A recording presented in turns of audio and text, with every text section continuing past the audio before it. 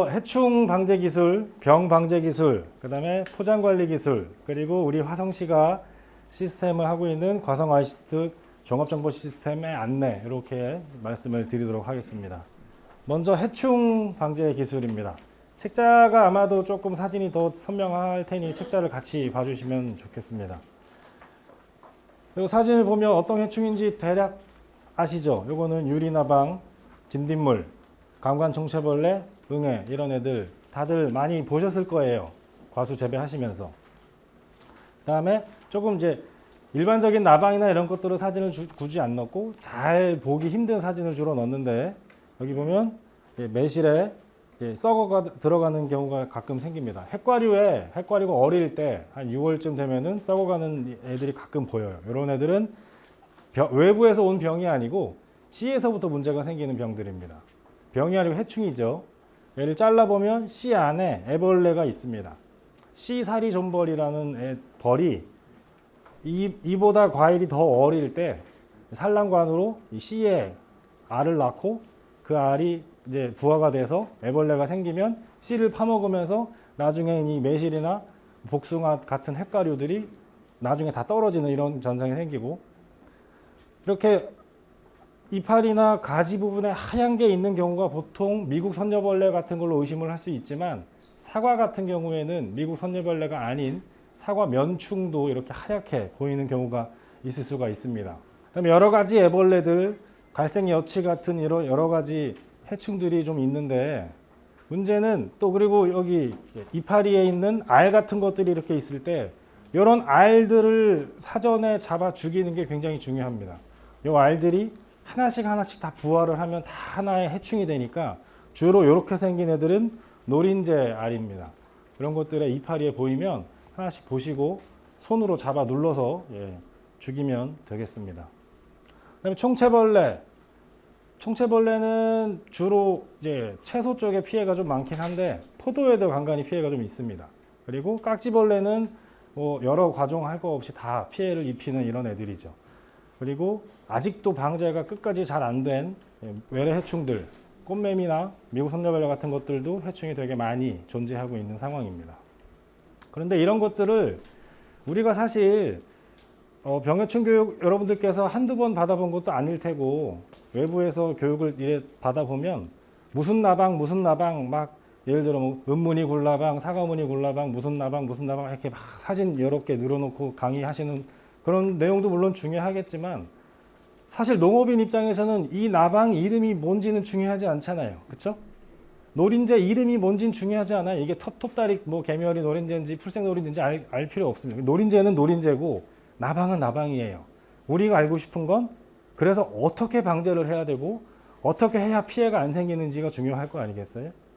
그래서 이제 말씀을 드리는데, 그냥 농약 열심히 치세요 라고 하는 게 사실 답일 수도 있지만 그거는 올바른 방법이 아니죠. 내가 일을 해야 되는 노동력도 있고 과일의 어떤 잔류농약 같은 얘기도 있고 해야 되니까. 그래서 제가 생각하기에는 해충은 어쨌든 생기지 않게 우리가 스스로 막을 수는 없습니다. 외부에서 날라오기도 하니까요. 그러면 내가 농약을 최대한 덜 쓰면서 방제를 잘할 수 있는 방법을 찾아야 된다고 생각을 합니다. 농약만이 방법은 아니에요. 친환경 하시는 분들도 있으니까요. 그래서 그런 걸 위주로 말씀을 드릴 텐데, 먼저 첫 번째가 트랩, 함정이죠. 트랩 중에 하나는 막걸리 트랩이라는 게 있습니다. 막걸리 트랩 효과가 굉장히 좋아요. 노린재나 나방 쪽에 굉장히 효과가 좋은데, 이런 페트병을 가지고 아래로 이렇게 위로 열리는 창문형으로 칼로 구멍을 내서 해충이 들어갈 수 있도록 구멍을 내고, 이 안에 막걸리, 설탕, 에탄올 이렇게만 섞으면 됩니다. 이 막걸리는 슈퍼 가서 새 거 사지 마시고 근처 양조장이나 이런 데 있으면 폐막걸리 같은 거를 구해서 쓰셔도 무방합니다. 막걸리 요만큼 10cm, 설탕 2스푼, 에탄올 같은 건 저희가 소독하라고 나눠드리는 에탄올도 집집마다 아직 남아 계시죠. 그런 것도 써도 무방합니다. 그래서 섞으면 해충들이 굉장히 잘 잡혀요. 요거를 목걸이 같은 걸로 해서 나무 과수원 중간중간 매달아 놓으면 꽤 많이 잘 잡힙니다. 너무 오래 놔두면 얘네끼리 또 썩으니까 중간중간 이제 교체를 해주시면 되는데, 이런 것들 농약을 크게 안 쓰고 웬만한 애들을 많이 잡을 수 있는 방법 중에 하나입니다. 두 번째는 집게벌레 피해도 간간히 좀 있어요. 특히 사과 쪽에. 그래서 집게벌레들은 바닥에 트랩을 설치를 해서 주면 되는데, 쌀겨나 밀겨 같은 거를 바닥에 이렇게 해서 약간의 높이를 두고, 한번 들어온 놈들이 밖으로 잘 못 나가게끔 약간의 높이를 두고 널쩍한 상자에 담아두면 집게벌레가 굉장히 잘 잡히는 걸 볼 수가 있습니다. 밀겨보다 쌀겨가 조금 더 효과가 더 좋습니다. 이런 거 보시면 사과에 이렇게 구멍이 나거나 이런 것들 문제가 있을 때, 아, 이게 어떤 벌레 피해구나 라는 거를 빨리 깨닫고 잡을 수 있는 이런 간단한 트랩을 사용해서 해충을 방지하는 방법을 쓰면 되겠습니다. 또 세 번째, 과수 쪽에는 큰 피해는 아니지만 이제 특히 배추나 이런 엽채류 쪽은 피해가 좀 심한 달팽이입니다. 달팽이는 맥주를 좋아해요. 맥주 캔 자체를 써도 되고, 근데 맥주 캔은 날카롭고 하니까 이왕이면 페트병을 조금 반으로 잘라서 맥주랑 담배 하나 찢어서 담배가루 넣고 그거를 땅에 살짝 묻어서 요만큼 또 높이 올라오게 묻어 놓으면 달팽이가 또 들어가서 열심히 모여서 지들끼리 술 먹고 취해서 죽어요. 이런 것들 잘 만들어 놓으면 굉장히 많이 손쉽게 해충을 방제를 할 수가 있습니다. 이거 뭔지 아세요? 사진에 빨갛게 보이는 거, 이게 뭐죠? 이것도 트랩 중에 하나입니다. 이거는 어떤 트랩이냐면 페로몬 트랩이에요. 페로몬 트랩. 페로몬 트랩이란 건 뭐냐면, 곤충이 암컷과 수컷이 만나서 짝짓기를 해야 새끼를 낳을 거 아니겠어요? 그렇죠? 근데 우리는 그래도 몸집이 크니까 돌아다니다 보면은 여자가 어디 있는지 눈에 보이는데, 해충들은 되게 작잖아요. 서로 어디 있는지를 잘 모릅니다. 그래서 암컷이 페로몬이라는 우리는 맡지 못하는 어떤 냄새를 풍깁니다. 그 냄새를 맡고 암컷이 어디 있는지 수컷이 찾아와서 둘이 짝짓기를 하는 거예요. 그러면서 우리가 암컷이 내는 페로몬은 특히 나방 쪽이 많은데, 물론 노린재도 있지만 어떤 특정 나방의 페로몬은 우리가 인공적으로 합성을 해서 여기다 달아놓고 바닥에 끈끈이를 딱 깔아 놓는 겁니다. 그러면 이제 수컷이 암컷 만나려고 날라와서 거기에 머물다가 끈끈이에 달라붙으면 죽는 거죠. 이런 걸 이제 페로몬 트랩이라고 합니다. 그런 교미교란제도 있는데, 교미교란제는 페로몬을 엄청나게 많이 깔아 놓는 거예요. 그러니까 암컷이 어디 있는지를 못 찾다가 이제 그냥 지쳐서 죽는 용도고, 일반적인 페로몬 트랩은 끈끈이를 설치를 해서 끈끈이에 그 암컷 냄새에 홀려서 왔던 수컷들만 죽이는 거예요. 좀 잔인하죠. 수컷만 죽이는 그런 것들. 근데 이런 것들이 굉장히 효과가 좋습니다. 보이시죠? 이게 몇 달치가 아니에요. 일주일 만에 잡은 겁니다. 일주일 만에. 특히 사과 굴나방, 복숭아 순나방, 복숭아 심심나방, 요 세 가지가 과일의 피해를 제일 많이 일으키는 놈들인데, 왜 그러느냐? 많이 발생되니까 당연히 피해가 많죠. 그렇죠? 이런 놈들은 우리가 나방약을 아무리 치려고 해도, 아무리 농약을 열심히 쳐도 일주일에 한 번 이상 치기가 어렵잖아요. 현실장. 농약을 자주 치기도 그렇고 돈도 들고 시간도 들고 나도 힘들고, 그렇죠? 그래서 이런 거를 설치를 해놓으면 끈끈이를 일주일에 한 번씩만 교체를 하면, 페로몬은 한 번 설치하면 2달 이상 갑니다. 보통 2달 정도 간다 치고 2달 동안 냄새를 자꾸 풍기니까 일주일에 한 번씩 끈끈이만 교체를 하면 손쉽게 이 많은 놈들을 다 잡아낼 수가 있습니다. 입마리 나방은 생각보다 그렇게 많이 잡히진 않아요. 물론 이거는 저희 농업교센터가 재작년 2년 동안 사과배 복숭아 9군데의 실험포를 나름 설정을 해서 9군데에 이 해당 페로몬들을 설치를 했고, 4월부터 10월 말일까지 일주일에 한 번씩 계속 수집을 했던 거예요. 그래서 평균을 내보니 순나방과 굴나방, 이놈들이 많이 잡히니까, 만약에 여러분들께서 이 강의를 끝나고 페로몬 트랩을 나도 한번 설치를 해봐야겠다라고 한다면 이 2가지, 그리고 심식나방, 이 3가지 정도는 하면 효과가 굉장히 좋을 거로 판단이 됩니다. 다시 설명을 하면, 교미교란제는 페로몬을 내는 암컷을 여기저기 엄청나게 많이 깔아놓으면 암컷 자체를 못 찾게 하는 효과가 있어요. 교미교란제의 장점은 일일이 내가 매주 가서 끈끈이를 교체 안 해도 되죠. 근데 다만 이 교미교란제를 여러 군데 설치를 해야 됩니다. 돈이 조금 더 들겠죠, 당연히. 페로몬 트랩은 하나씩만 중간중간 하나씩만 설치를 하고 대신 내가 때가 되면 가서 끈끈이를 교체를 해줘야 되는 번거로움이 있는 반면 돈은 좀 적게 들고, 근데 이런 아예 교미교란제를 온 밭에 쫙 골고루 깔아 놓으면 내가 끈끈이는 교체할 필요가 없지만 이거를 많이 깔아야 되니까 돈이 좀 들어요. 그래서 만약에 외부에서 살면서 내가 어쩌다가 과수원을 한번 갈 수밖에 없는 상황이라면 교미교란제가 조금 더 나을 거고, 과수원 내가 가까이 살고 자주 갈 수 있는 노동력이 충분하다면 돈을 좀 적게 들이는 페로몬 트랩이 나을 거라고 판단이 됩니다. 1헥타 3,000평에 보통 교미교란제는 1,000개 정도 설치를 해야 됩니다. 3,000평짜리 과수원은 잘 없잖아요. 1,000평 정도 하면은 1,000평에 1,000개, 한 300개 정도 이렇게 생각을 하시면 되겠습니다. 사용 해충은 나방 4종, 순나방, 심신나방 이렇게 있는데 여기에는 굴나방이 좀 빠져 있죠. 굴나방이 빠져 있는 게 약간의 단점이라고 보시면 되겠습니다. 그 다음에 하나, 지금 여러분들 과수원에 살고 있는 벌레의 100종 중에 내 과수를 직접 괴롭히는 애들이 몇 종류가 될 것 같으세요? 몇 개나 될 것 같으세요? 내 과수원에 살고 있는 나방, 기어다니는 벌레 다 합해서 종류가 100개가 있다면 개 중에 많아야 서너 개만 내 과수원을 괴롭히는 애들이고 나머지는 상관없는 애들이에요. 그냥 곤충들 또는 익충일 수도 있습니다. 내가 농약을 치면 해충이 죽어야 되는데 해충을 잡아먹고 사는 해충의 천적들이 먼저 죽어요. 해충은 그래도 어떻게든 또 살아남습니다. 살아남는 애가 또 새끼를 까고 하면 내성이 점점 커지고, 그러면 약이 잘 안 되니까 나도 약을 자꾸 바꿔야 되고, 이런 악순환이 자꾸 반복이 되는 게 있어요. 그리고 해충의 피해를 과일 한 개도 절대로 나는 피해를 보지 않겠다라는 거는 사실상 불가능하죠. 어느 정도는 피해를 감수하고 농사를 짓는 게 맞습니다. 불가능해요. 해충을 완전히 박멸하는 거는. 병도 하나도 안 생기게 하는 건 사실상 불가능합니다. 그래서 나온 개념이 뱅커 플랜트라는 개념이 있어요. 천적을 오히려 우리가 키우자라는 개념입니다.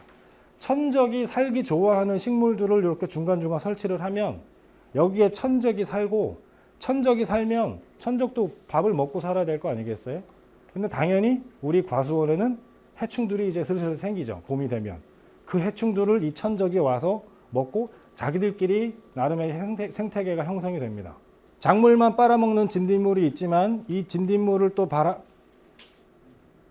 이 해충을 또 해결하는 여러 가지 기생벌들 같은 게 있어요. 이 기생벌이 좋아하는 이런 식물을 과수원 내에 존재를 시켜놓으면 이 애들이 여기서 살고 해충이 생기니까 이 해충의 알을 깝니다. 기생벌 같은 애들은. 진딧물 몸에 알을 까고 그러면 그 알이 점점 크면서 그 진딧물은 결국 죽죠. 그래서 이제 부화하는 이런 경우들이 많이 생깁니다. 이런 해충, 우리 포장에는 무조건 해충은 있어요. 천적도 있는데 우리가 농약을 치면 항상 천적이 먼저 죽으니까 천적이 모여 사는 공간을 마련하자라는 게 이 개념이고, 이 개념에는 여러 가지 뱅커 식물들을 200평에 한두 개씩 하면 진딧벌이, 그리고 진딧벌을 외부에서 사서 집어넣는 경우도 굉장히 도움이 되겠죠. 우리가 과수원 주변에 봄에 돌아다니면 이런 잡초들이 많이 보입니다. 우리가 잡초 이름을 사실 잘 모르고 살지만 한번 잘 기억해 보세요. 소루쟁이, 지친개, 황새냉이 이런 애들은 우리 과수원에 사실 주변에 되게 널려 있어요. 근데 잡초만 보면 제거하지 못해서 싹 깨끗한 과수원이 너무 마음에 드니까 제초제도 치고 막 낫으로 베기도 하고 예초기 돌리고 하시잖아요. 근데 그게 사실 썩 좋은 방법이 아니라는 겁니다. 좀 지저분하더라도 놔두면 자기들끼리의 생태계가 형성이 되고 지들끼리 먹고 살고, 또 특히 소루쟁이나 옥수수 같은 애들은 과수원 주변에 심어 놓으면 좋습니다. 소루쟁이의 진딧물이 굉장히 많이 끼거든요. 그 끼는 진딧물의 이름 종류 중에 하나도 소루쟁이 진딧물이에요. 근데 그 잡초에 진딧물이 잔뜩 껴 있으면 이놈이 언제 우리 사과밭에 올지 모르니까 그게 불안해서 막 다 베는데 그게 아니에요. 그 진딧물은 사과보다 이 소루쟁이를 더 좋아하니까 거기 있는 겁니다. 그럼 그걸 심어 놓으면 내 사과한테는 진딧물이 안 와요. 옥수수 심어 놓으면 옥수수에 각종 나방들 다 달라붙거든요. 왜? 사과보다 옥수수를 더 좋아하니까 거기 붙는 거예요. 고추 키우시는 분도 가끔 여기 좀 계시죠? 고추 키울 때 담배 나방약을 언제 하시죠? 6월 달에 하나요? 6월 달에 담배 나방약 잘 안 해요. 7월, 8월 넘어가서 담배 나방약을 하죠. 왜 그럴까요? 담배 나방은 5월부터 있어요. 근데 왜 담배 나방, 고추밭에 담배 나방 농약을 왜 7, 8월 돼서 칠까요? 옥수수를 그때 베니까. 옥수수를 베면 더 이상 먹을 게 없는 담배 나방이 옥수수 다음으로 좋아하는 고추에 덤비기 시작합니다. 내가 과수원을 한다면 주변에 옥수수를 한 두어 줄 쭉 심어 놓고 그거는 먹을 생각하지 말고 해충 먹으라고 줘버리면 그거 얼마 안 하잖아요, 옥수수. 그리고 옥수수 알을 해충이 먹는 게 아니고 이파리만 주로 건드니까 옥수수도 나름 조금 수확을 할 수는 있습니다. 그런 걸 놔두면 사과밭에 진딧물이나 나방들이 훨씬 덜 오죠. 그런 개념이 이런 개념이에요. 천적을 살리고 사과 대신 더 좋아하는 먹이를 차라리 던져주자. 이런 백일홍 같은 것들도 진딧물 되게 잘 껴요. 이런 거는 꽃도 이쁘고 하니까 이런 거는 자료 확인하시고 이런 게 눈에 보이면 잡초라고 베지 마시고 놔두세요. 웬만하면. 아니면 좋은 쪽으로 이렇게 옮겨 심으시든지. 또 각근동부 같은 콩도 좋아요. 뱅커 플랜트 중에 하나인데 이 각근동부는 이 줄거리도 볶아서 먹을 수도 있고 나중에 콩도 수확할 수가 있습니다. 이런 것도 제가 먹어본 적은 없는데 맛있다고들 하더라고요. 이런 것도 다 식용이 가능한 작물이니까 이런 것들로 해충을 조금 밀도를 줄이고 아니면 해충 밀도 자체를 줄이기보다는 해충을 우리 과수원으로 안 오게 만들 수가 있습니다. 천적을 키울 수 있는 식물들은 여기 자료에 있듯이 각근동부뿐만 아니라 보리, 옥수수 이런 것들 여러 가지 잡초들도 있고 하니까 이런 거 확인을 하셔서 이왕이면 알록달록 이쁜 과수원도 만들고 해충도 좀 피해가 덜 할 수 있는 그런 과수원을 만들면 되겠습니다. 진딧물은 천적이 굉장히 많아요. 진딧물은 괜찮은데 문제는 사실 과수원한테 진딧물 피해가 큽니까? 진딧물 피해는 그렇게 크지 않아요. 있으면 그냥 있는가 보다 하는 정도. 제일 문제가 이거죠. 노린재랑 나방. 노린재랑 나방은 천적이 잘 없습니다. 노린재는 특히 천적이 거의 없어요. 노린재는 잡아야 됩니다. 농약 말고는 사실상 방법이 잘 없습니다. 노린재 트랩이 있어요. 노린재 트랩이 있는데 노린재 트랩은 효과가 너무 좋아서 진짜 반경 수백 미터 또는 그 정도의 노린재를 다 끌어모읍니다. 오히려 피해가 더 커지는 경우가 생겨요. 그래서 노린재 트랩은 효과가 너무 좋다 보니까 요새는 잘 안 쓰는 분위기가 됐고 나방 같은 경우는 아까 얘기했던 페로몬 트랩이나 규묘교란제 같은 건 효과가 굉장히 좋으니까 그런 걸 사용하시면 되겠습니다. 또 밭에 돌아다녀 보면 이거 다 아시죠? 무당벌레. 무당벌레는 진딧물을 주 먹이로 하는 천적이에요. 무당벌레 알이 이렇게 노랗게 생겼습니다. 이런 거 보시면 노란 알이니까 이거를 또 해충 알로 생각하고 막 죽이실까 봐 제가 사진에 넣어놨습니다. 이런 거 보이면 놔두시면 되고요. 무당벌레 새끼가 이렇게 생겼어요. 징그럽게 이상하게 전혀 다르게 생겼죠. 이런 애들 보면 이상한 놈 같다라고 해서 죽이지 마시고 살려 놔두시면 되겠습니다. 이런 애들이 열심히 진딧물 잡아먹고 있죠. 무당벌레가 빨간색만 있는 게 아니고 까만색도 있으니까 물론 무당벌레 중에도 해충인 무당벌레가 있습니다. 28전방의 무당벌레 이런 건 있는데 전체 무당벌레 중에 극소수니까 그냥 무당벌레는 놔두시는 걸로 생각하시면 되겠습니다. 진디옥파리 같은 파리들은 진딧물에 요 파리가 진딧물에 알을 낳아요. 그러면은 이게 녹색으로 얄쌍한 애들이 진짜 진딧물이고 약간 누런색으로 둥그렇게 크게 된 애들이 기생일 당해서 여기 멈이라고 써있는 영어고 우리나라 말로는 미라죠. 미라가 돼버린 거예요. 그래서 진딧물이 막 있는데 진딧물 약을 칠까 말까 할 때 이 뒷면을 딱 봤는데 요 녹색 진딧물만 쭉 있으면 약을 하는 게 좋을 텐데 만약에 여기 이렇게 중간중간 이상하게 부풀어 오르고 누런 게 하나씩 박혀 있고 뻘건 애벌레 같은 게 막 눈에 보인다 그러면 놔두시면 되겠습니다. 얘네가 알아서 다 잡아먹을 거예요. 약을 한 번 덜 쳐도 내가 몇 시간은 노동력을 덜 할 수가 있잖아요. 그렇죠? 이런 것들. 이런 뻘건 눈에는 잘 안 보일 수 있습니다. 예, 워낙 작아서. 근데 이런 뻘건 애들이 이렇게 막 눈에 보이면은 아, 자기들끼리 천적이 해충을 열심히 잡아먹고 있구나. 굳이 내가 꼭 아주 피해가 심한 거 아닌 이상 농약을 안 쳐도 되겠다라는 걸 판단을 할 수가 있습니다. 등해 같은 이런 애들도 해충이 아니에요. 근데 우리가 보기에는 뭐가 날아다니면 다 해충 같아서 약부터 칠 생각을 하시는데 좀 잘 보시고 하는 게 좀 좋습니다. 그래서 근데 아까 제가 교육 처음에 얘기했지만 이게 음문이 굴라방인지 사가문이 굴라방인지 뭐 우리가 구별을 하고 약을 치는 건 아니니까 당연히 날아다니는 게 있으면 약을 치려고 하게끔 됩니다. 사람 심리가.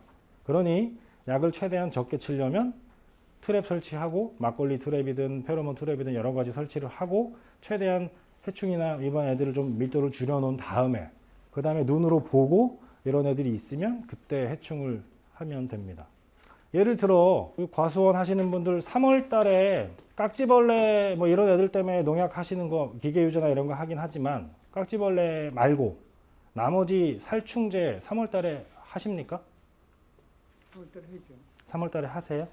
3월 달에 또 하시는 분 계세요? 살충제? 기계유제 저기 깍지벌레 같은 거를 제외한 나머지 일반 해충을 잡으려고 안 하세요? 살충제 하세요? 예를 들면 다음 주가 설이잖아요, 그렇죠? 설에 이제 다들 뭐 가기도 하고 자식들 오기도 하죠. 손주들 온다고 다음 주가 설이니까 에프킬레 빨리 사다 놔야지 하는 사람 계세요? 에프킬레? 모기약 사다 놓으세요? 다음 주 손주 오니까? 안 사다 놓습니다. 안 사죠. 왜 안 사요? 아, 잃으니까. 모기가 없으니까. 그렇죠? 네. 마찬가지입니다.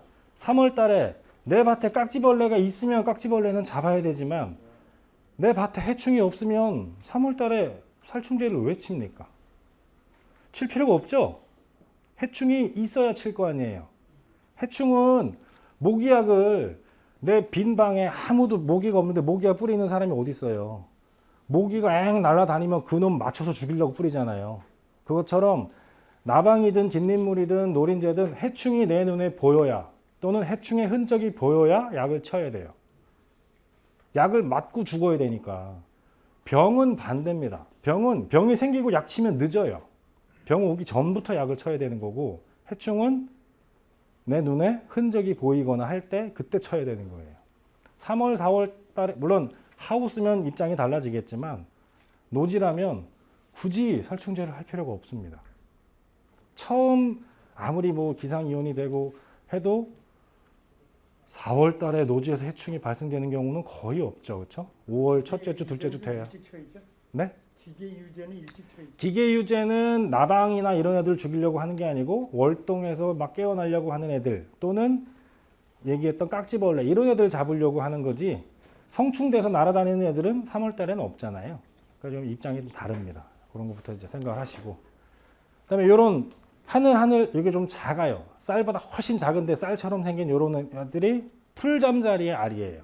이런 것도 보이면 이상한 해충이다 싶어서 막 죽이실까봐 사진을 넣어놨으니 이렇게 벌써 얘가 지금 나쁜 놈들 막 잡아먹고 있죠. 깍지벌레도 잡아먹고 진딧물도 잡아먹고 하니까 이런 것들 보이면 죽이지 마시고 살려두시면 도움이 되겠습니다. 과수에서 또 응애 방제하시는 분들이 많은데 포도 같은 경우는 응애 방제를 하는 편이 좋습니다. 근데 사과배, 복숭아 쪽은 응애 방제를 안 하는 편이 좋다고 저는 생각을 해요. 뭐 정해진 법은 없으니까 뭐 각자 과수원 상황에 맞춰서 하시면 되겠지만 응애 피해가 심한 과수원은 당연히 해야겠지만 응애 피해가 그렇게 심하지 않으면 안 하는 게 낫습니다. 왜냐? 특히 응애를 잡아먹는 다른 응애 이런 칠리 의뢰응애 이런 애들이 나쁜 응애를 잡아먹는데 약만 치면 이런 응애들이 먼저 죽어요. 우리한테 이로운 응애가 하필 먼저 죽어요. 그래서 응애 피해가 심각하지 않은 이상 과수원의 응애약을 안 하는 게 저는 좋다고 생각을 합니다. 이런 불구스름한 응애가 이렇게 눈에 보이면 안 죽여야 되는데 문제는 이런 응애는 우리 눈에 안 보입니다. 응애는 우리 눈에 안 보이고 응애가 내 과수원에 피해가 있다 없다는 어떻게 판단하느냐. 일단 잎이 특히 여름철이 돼서 갑자기 이파리가 확 시들어요. 그때 잎 뒷면을 보면 거미줄 같은 게 허옇게 있다. 그게 이제 응애입니다. 응애는 곤충이 아니에요. 거미예요, 거미. 다리가 4쌍입니다. 곤충은 다리가 3쌍이죠. 그러니까 응애약은 일반적인 살충제로 맞아도 잘 안 죽어요. 응애는 사실상 동물이거든요. 거미니까. 몸 구조나 기작이 달라서 동물용 농약을 쳐야 되는 거예요. 응애약을. 그래서 살충제가 번호가 1번부터 29번까지 쭉 분류된 건 아시죠? 응애약은 그래서 10번, 12번 이런 약을 주로 치죠. 온실에서는 가루이가 좀 문제인데 우리는 이제 대부분 노지니까 짧게 설명을 하자면 이 온실 가루이들도 여기 가루이를 잡아먹는 벌들이 또 열심히 있습니다. 그래서 온실 가루이도 피해가 온실 가루이인데 한번 생기면 방제가 굉장히 골치 아픕니다. 특히 뭐 딸기나 이쪽은 더더욱 힘들죠. 열매를 따야 되니까 약도 못 치는 상황에서 이런 것들은 천적을 의리응애나 황혼존벌, 온실가루존벌 이런 천적을 이용하는 방법이 굉장히 효과적입니다. 그 다음 참 안 잡히는 총체벌레. 총체벌레 같은 경우는 과체류 쪽에 훨씬 피해가 심각하지만 과수원에도 당연히 피해가 있죠. 근데 총체벌레 약을 할 거면 대부분 사람들이 총체벌레는 흰색이나 노란색을 좋아합니다. 그래서 꽃 필 때 많이 댐비고 또 어린 잎을 좋아하니까 잎이 어릴 때 많이 생기고 많이 그 즙액을 빨아먹어서 잎의 기형을 만드는데 이놈들을 잡으려면 주로 열심히 농작물 한테만 농약을 보통 치세요. 위에만 하지 마시고 바닥에도 약을 치세요. 바닥에 토양에 우리 고추밭에 총체벌레가 너무 많다. 위에만 하지 마시고 바닥에도 하세요. 바닥에. 왜냐? 총체벌레가 토양에서 번데기를 꼭 거치고 성충이 돼서 올라오거든요. 그러니까 토양에 흠뻑 농약이 뿌려져 있으면 번데기 이후에 깨어났던 애들이 기어다니면서 몸에 약을 묻을 거 아니에요? 그럼 이제 당연히 죽겠죠. 위에만 치지 마시고 총체벌레도 날개가 있어요. 가끔 막 날라서 도망다니기도 합니다. 그래서 항상 그렇게 하시고 총체벌레는 끈끈이가 효과가 좋습니다. 노란색 끈끈이 있죠. 앞뒤로 막 끈끈한 거 있는 거. 그런 거를 중간중간 작물과 토양 사이 또는 작물과 작물 사이 이렇게 설치를 해놓으면 총체벌레가 흰색이나 노란색을 좋아하니까 글로 자주 가기도 합니다. 그래서 이런 거 하고 또 이 녀석들이 좀 안 좋은 거는 바이러스를 옮기죠. 특히 채소 쪽에 그런 바이러스들을 옮기니까 진딧물이나 총체벌레는 과체류 쪽이나 엽체류 쪽에서는 항상 잘 잡아야 되는 애들 중에 하나입니다. 총체벌레용 방제 천적도 있긴 한데 이런 것들은 흔하게 있는 애들은 아니에요. 그래서 우리가 직접 얘네들을 막 잡아다가 풀거나 이럴 수 있는 상황이 아니라서 있기는 있지만 효과가 크게 없습니다. 굴파리 이런 거 이파리에 이렇게 막 이상하게 생긴 이런 거 굴파리도 종류가 굉장히 많습니다. 굴파리도 있고 굴나방도 있죠. 나방과 나비의 차이가 혹시 아세요? 나방과 나비의 차이가 뭘까요? 예, 아직도 몰라요, 사람들이.